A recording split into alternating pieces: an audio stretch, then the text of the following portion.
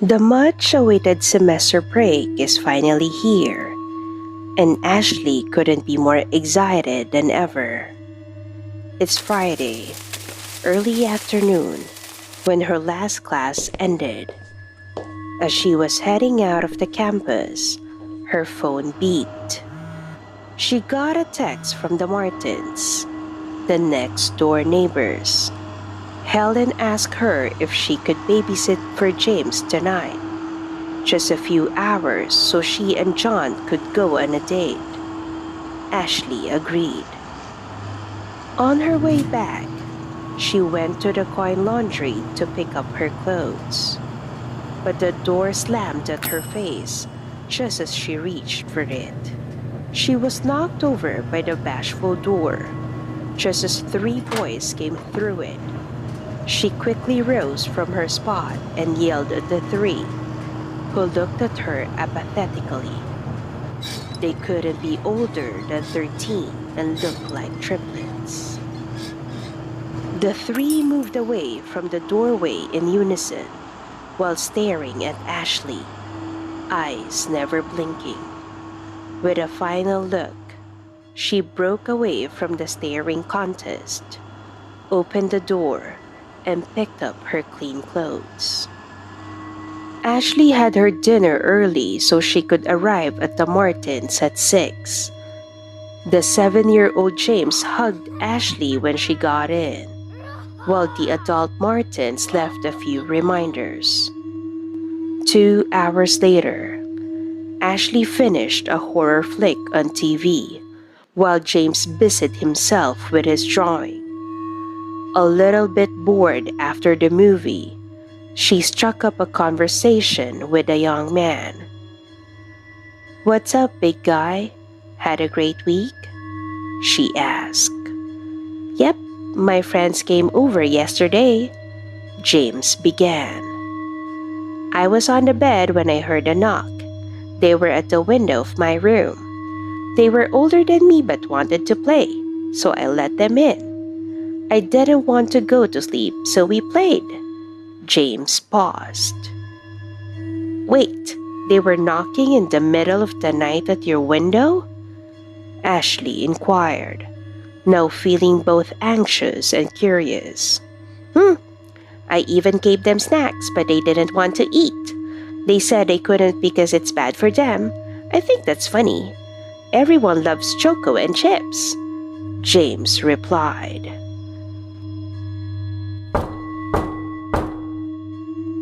Both Ashley and James look up at the front door. Someone's knocking and it was deliberately slow, giving Ashley an ominous feeling. "They're here. They said they will knock on the door 3 times when they visit again," James excitedly yelled.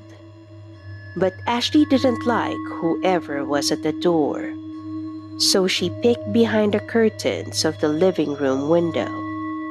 There, she saw 3 twins standing and looking directly in front of the door, waiting for someone to open it.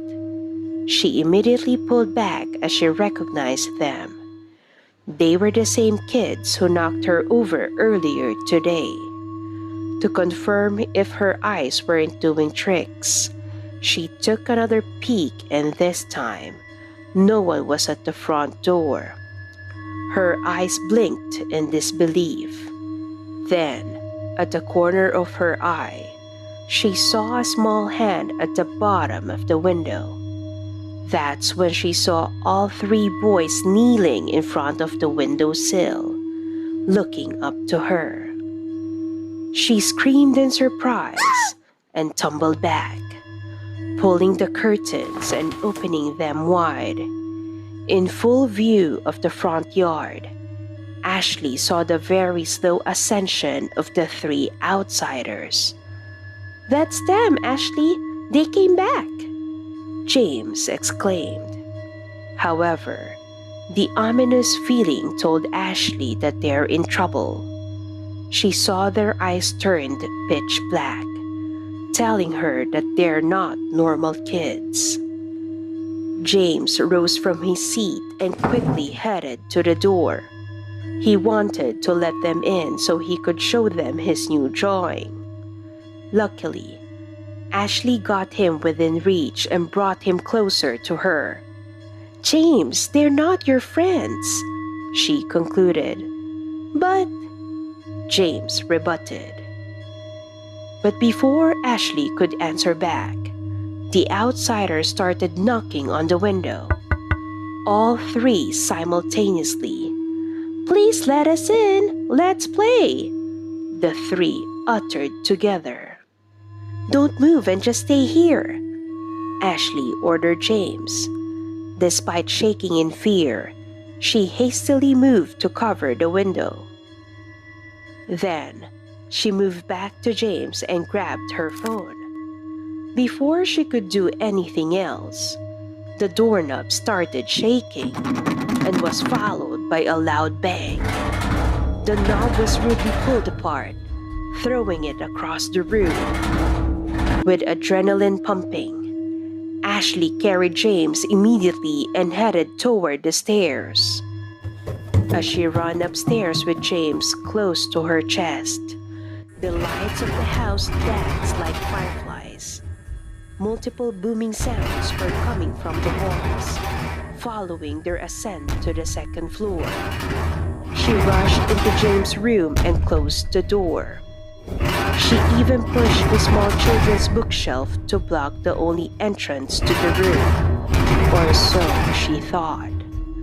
Breathing rapidly after what seemed like a marathon, she unlocked her phone to dial 911. But as she put it on her ear, a knocking sound was heard behind her. She slowly turned around and saw one of them grinning outside the window, showing those razor-sharp teeth. "Wanna play?" said in a guttural voice. The door of James' room rattled as the two other evil kids tried to enter. The other one outside started bombarding the window. Ashley doesn't know which one would collapse first. The walls began to vibrate, followed by numerous hands trying to claw their way out, as if people were trapped within them. James is now crying. "I'm scared," he said. "Shh, it's gonna be okay, I promise." Ashley tried to comfort the boy. Her voice was trembling and tears began rolling down her cheeks. Deep inside, she knew that they might not get out alive. "You said we could play tonight, baby James," the one at the window shouted. "Yeah, open the door now, baby James," the other one by the door added. "Mommy, Daddy," cried James. Ashley tried her best to fight the panic. She kept thinking of anything that might stop these creatures before they decided to burst through the window and the door. Like a light bulb, a memory sparked in her mind. Her grandmother always told Ashley to pray whenever the monster under the bed would come out. She told her that the monster would go away because it's afraid of prayers. Her grandmother's voice rang gently in her mind. "It doesn't matter if you're crying, sweetie. Just close your eyes and believe and pray. I promise an angel will protect you and keep that monster away." Betting all her life on a single chance, Ashley hugged James, closed her eyes, and started praying. Everything stopped for a moment, so Ashley opened her eyes. Then, the noise came back louder than before. The banging across the room was so intense, you would think the whole house was being demolished.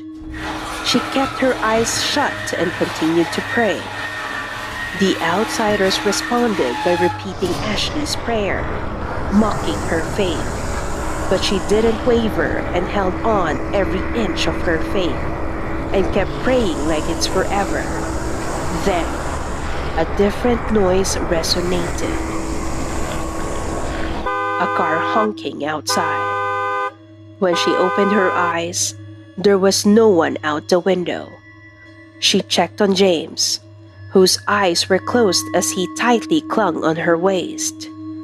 She glanced at the door, and the small bookshelf was back at its original spot. The walls were normal, the lights were steady and bright, and no banging could be heard. Back in the living room, James ran toward his parents and hugged them like never before. "Oh, James, what happened?" his mother asked. James recounted the event, but Ashley said he fell asleep while drawing and had a nightmare. Of course, the boy couldn't tell if he really had a bad dream. Ashley bid the Martins a good night and started walking back to her house. She took a quick glance at James' room window. It was on the second floor, but it had no balcony. There was no way someone could stay unless they were levitating. Just as she was about to turn around, the light inside James' room flickered rapidly. Then, a small head poked out at the corner of the window, smiling slyly, leaving Ashley petrified. "Let's play some time again, baby Ashley,"